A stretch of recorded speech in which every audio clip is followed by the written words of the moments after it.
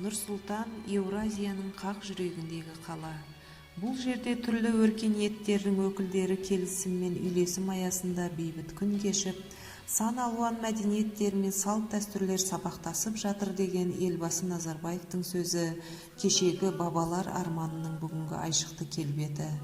Арқаның аңызға толы төсінде ақиқатқа айналған армандар салтанат құрып, ізгі мұратымыздың жұлдызы жарқыраған күнді жыл сайын дәстүрлі түрде үлкен тойға айналдырып келеміз.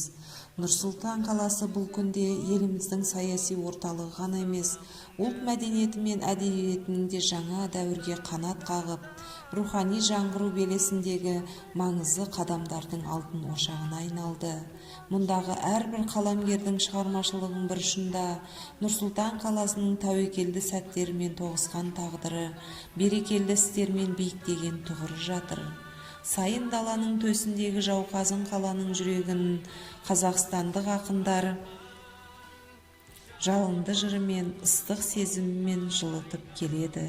Олар үшін астаналық әрбір мезгіл келбеті өлеңнің саяси төгілген аяулы уақыт парағы іспеттес.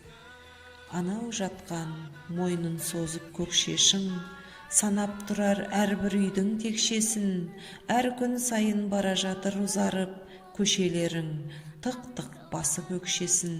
Самал желі бұйра талды тарайдай, түнгі шамдар ұжмақтағы арайдай, түнгі Астана сұлулығын қызықтап, оңға солға шығып көріп қарайдай. Көк құрақтар есіл суын көмкеріп, бой жеткен үй суға көзін төңкеріп, көшелерден түрегелген фонтандар қызғалдақтың күлкісіне өртеніп, көріктіден көркі артса нешесе, сөніп қалған оттарымды көсесе, шіркін деймін мына жерге әкеліп, есім ханның ескі жолын төсесе.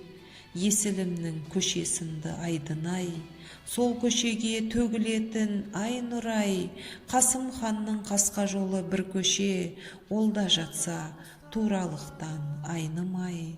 Ұлы елің сенім артқан гүл өңір, сол жолменен сенде тура жүре біл, ділі менен тілін сақтап бабаның, тура жолмен келе жатсын ұлы өмір.